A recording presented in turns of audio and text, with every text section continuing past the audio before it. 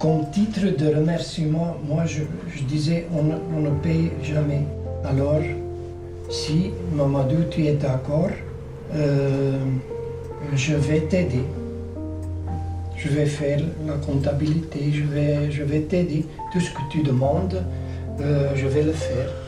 Je voyais aussi que Mamadou était un peu fier de moi parce que je lui respecte comme maître. Toujours, c'est Mamadou qui me dit ce que je dois faire. Achille avait archivé toute la vie de Mamadou. Pendant des heures, il a pu raconter tout ce qu'il savait de ce père inconnu. Sa naissance au Sénégal en 1909, sa carrière comme matelot de la marine marchande, commencée à l'âge de 12 ans. À l'âge de 21 ans, il arrive à Roubaix. Il ne parle pas français. Il est un des rares Africains dans une ville industrielle, riche et blanche.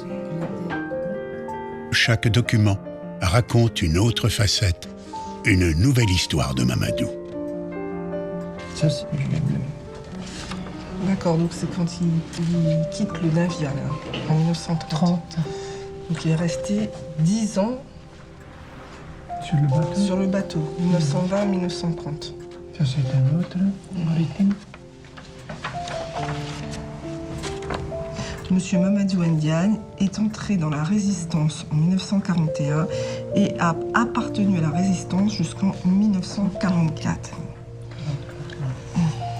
Donc il est parti un moment, il devait partir pour Buchenwald et on dit qu'il s'est échappé. Comment ça s'est passé en fait? Et on l'a mis dans un train. Hein.